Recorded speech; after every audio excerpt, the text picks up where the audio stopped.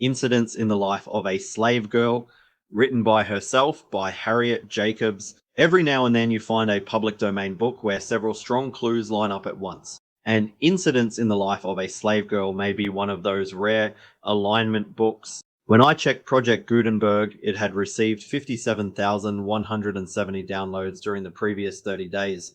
That's serious current interest. Then I checked Amazon and an independently published edition was ranked at roughly 70,000 across the entire bookstore.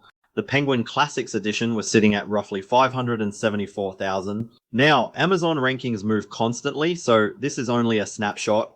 But at that moment, the smaller publisher had the stronger recent sales signal, such as high Gutenberg interest, clean copyright history, a manageable field of serious competitors, and proof that the biggest publishing name was not automatically winning. So the question is, would I publish Incidents in the Life of a Slave Girl as my first public domain book? Well, let's find out.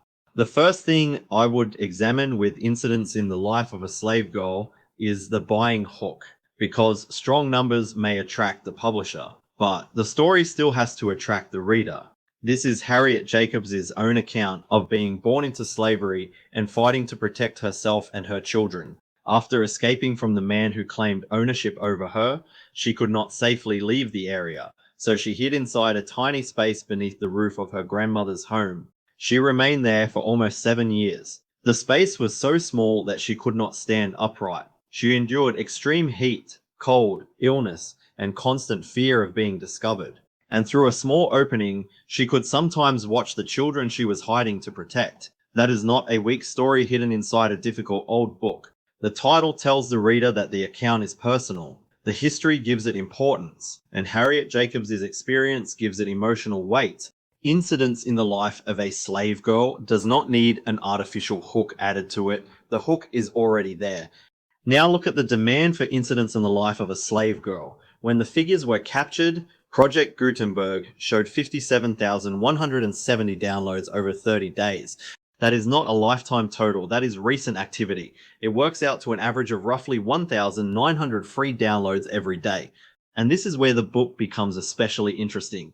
Many books attracting that level of attention are surrounded by an enormous wall of Amazon editions. You search for them and find page after page of major publishers, illustrated versions, gift editions, student editions, and cheap reprints. Incidents in the Life of a Slave Girl does have competition, but the serious field appears much smaller than the field surrounding books, such as Frankenstein, Dracula, or Pride and Prejudice. So Gutenberg reveals a large amount of current interest. Amazon reveals fewer strong editions, effectively competing for that attention. Those two clues do not guarantee sales. Nothing does. But high demand and a more manageable competitive field rarely appear together this clearly. That is what makes this book unusual. The strongest Amazon clue for Incidents in the Life of a Slave Girl is not simply that an independent edition is selling. It is how that edition was performing beside Penguin Classics. When the figures were captured, the independent paperback was ranked at about 70,000 in the entire bookstore. The Penguin edition was ranked at about 574,000. We cannot use that difference to calculate an exact sales multiple. Amazon rankings do not work that simply. But the lower overall rank clearly gave the independent edition the stronger recent sales signal. Then look at its category placement. It was number 5 in teen Civil War history, number 8 in women's Civil War history, and number 9 in women's history. The smaller publisher did not try to beat Penguin simply by looking more like Penguin. It placed Incidents in the Life of a Slave Girl directly in front of students, teachers, parents, and women's history readers. The major publisher brought name recognition, the smaller publisher appears to have found the sharper shelf. The independent listing for Incidents in the Life of a Slave Girl contains several more clues. The paperback is 225 pages. It uses a standard 6 by 9 inch size. The listing gives it a reading age of 13 to 18, and it promises added notes to help the reader understand the work. The title is also very long. It repeatedly uses phrases connected with Harriet Jacobs' slavery, her life as a young woman, and her journey towards freedom. It may not be the most elegant title on Amazon, but it uses the same language that a teacher, parent, or student may type into the search bar. Then there are the reviews. The Penguin listing displayed thousands more reviews than the independent edition, yet the independent edition still held the stronger overall rank at that moment. With public domain books, visible review totals do not always belong only to the exact paperback sitting in front of you. They can appear in ways many beginners do not realize are possible. So the review count alone does not explain the result. The legal check for incidents in the life of a slave girl is also unusually clean. The original English book was published in 1861. Harriet Jacobs died in 1897. The original editor died in 1880. There is no translator involved in the original English text.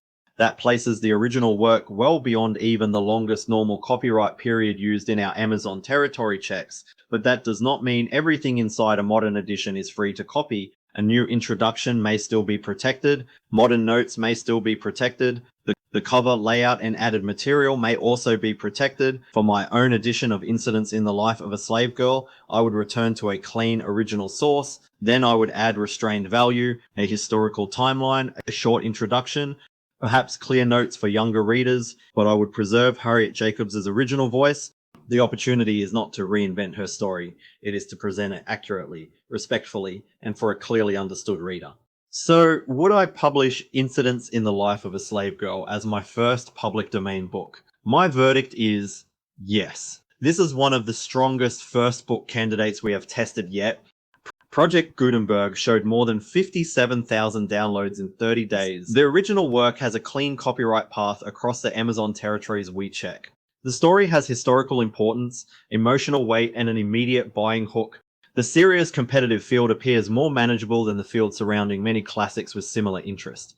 And an independently published edition was ranked at roughly 70,000 in books, while the Penguin Classics edition was sitting beyond 570,000. That does not mean any rushed edition will succeed. The independent listing contains clues, a specific reading age, focused educational categories, added notes, search-friendly wording, and positioning aimed at a recognizable buyer.